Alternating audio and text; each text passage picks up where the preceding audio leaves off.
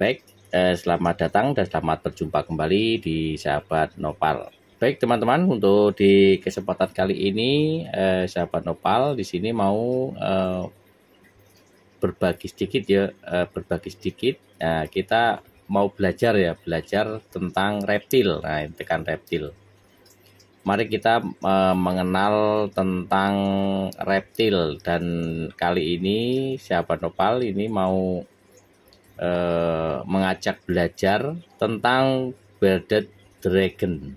Nah, jangan lupa subscribe, like, komen, dan ikuti video-video yang lebih seru lagi, yang lebih mantap.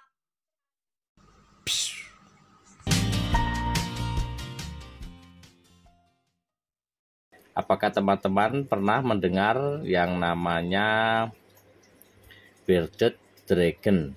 Nah, ini untuk hewan ini itu bukan berbentuk seperti naga ya teman-teman, yang sesuai dengan namanya dragon atau naga. Nah, ini bearded dragon ini itu disebutkan itu yang terkenalnya itu naga berjenggot atau naga berjanggut. Nah, tapi ini sejenis kadal. Nah, sejenis kadal. Lalu kenapa hewan ini dijuluki sebagai naga berjanggut? Nah, kita cari tahu nih faktanya. Nah, ini yuk kita lihat. Bearded dragon itu adalah kadal yang memiliki duri yang tersusun dalam barisan di lehernya. Nah, seperti di lehernya ini itu ada semacam duri-duri kecil. Nah, itu biasanya keluar kalau saat sedang marah, atau biasanya itu ada musuh, ataukah seperti halnya kayak ada kecurigaan atau nakut-nakuti musuh.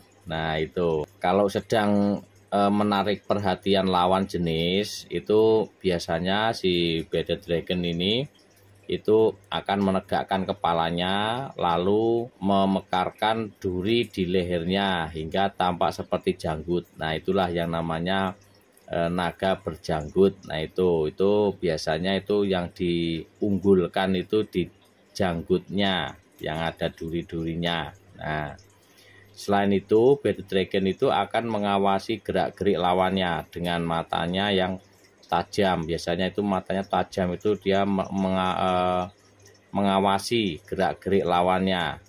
Jadi gimana ya kalau dilihatnya itu waspada. Nah, menarik. Dan panjang tubuh kadal atau tubuhnya itu kalau jantan itu kalau udah dewasa itu bisa mencapai 60 cm atau bisa setengah meter lebih. Sedangkan yang betina itu maksimal itu 50 cm. Itu panjangnya ya keseluruhan. Dan keduanya ini memiliki barisan duri di leher. Jadi semuanya itu ada duri-durinya. Tetapi yang jantan itu biasanya itu lebih sering memekarkan jenggotnya atau memekarkan duri-durinya itu bila kedua kadal itu bertemu. Nah, itu biasanya sering memekarkan jenggotnya. Dan biasanya itu kadal yang jantan itu kalau merasa terancam atau biasanya akan mengangkat salah satu kakinya atau kaki depannya sebagai tanda bahwa dia mau melawan. Nah, dan kalau untuk kadal yang istilahnya yang masih kecil, nah ini masih kecil, itu biasanya itu lebih lemah, atau yang merasa terancam itu akan mengangkat kakinya itu sebagai tanda bahwa ia itu tunduk. Nah, biasanya begitu. Sedangkan untuk lawannya yang lebih kuat dengan sombongnya akan memekarkan durinya dan mengangkat kepalanya ke atas, ke bawah, atau manggut-manggut dibilangnya. Itu sebagai tanda bahwa hewan ini itu lebih kuat. Nah, atau lebih biasanya lebih berkuasa kadang-kadang bisa membuka mulutnya lebar, mangap, itu biasanya. Dan untuk bearded dragon ini itu sebetulnya itu punya kelenjar racun. Nah, itu yang bahaya. Dan makanannya itu sayuran, serangga, dan binatang kecil lainnya. Nah, itu seperti ulat-ulatan atau ulat Hongkong itu biasanya senang.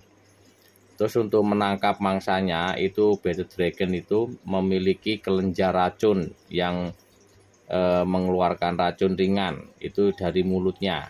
Racun itu hanya mampu melemahkan hewan berukuran kecil, jadi untuk sekecil untuk yang mau dimakan biasanya. Tetapi itu aman untuk manusia, untuk yang memelihara itu aman, tidak masalah. Bearded dragon itu berasal dari Australia bagian tengah. Hewan ini tinggal di hutan ya, hutan gersang biasanya itu, atau di semak belukar itu, atau padang rumput atau padang sabana. Biasanya di dekat-dekat pantai. Nah, itu juga untuk asalnya ya, asal usulnya. Dan untuk bearded dragon ini itu biasanya menghabiskan sebagian besar waktunya itu di semak-semak atau di pepohonan ya. Dan untuk hewan ini biasanya itu memanjat, biasanya itu untuk berlindung atau untuk ini senang memanjat ranting-ranting pohon, itu biasanya begitu.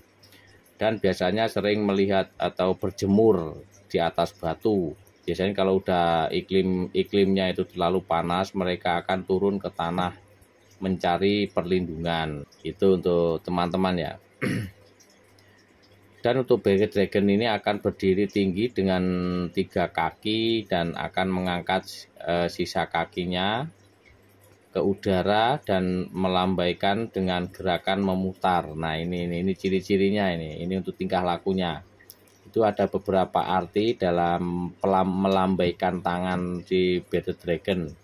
Biasanya itu pertama itu dia itu berkenalan ke spesies yang lain. Jika hewan itu melambaikan tangan ke bearded dragon lain, itu tanda bahwa bearded dragon itu tersebut itu menyadari ada keberadaan naga lain atau bearded dragon lain. Nah, itu dan biasanya itu mengangguk biasanya itu tingkah lakunya itu juga mengangguk-anggukkan kepala.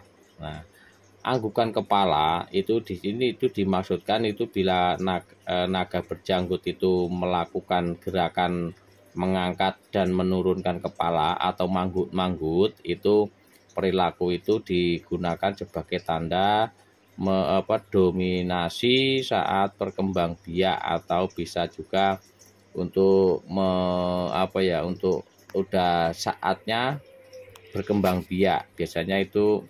Dan untuk mendominasi itu wilayah kekuasaan mereka. Nah, itu. Dan itu untuk biasanya untuk si tingkah lakunya berikutnya itu menggali lubang. Nah, perilaku itu yang biasanya dilakukan adalah itu menggali lubang.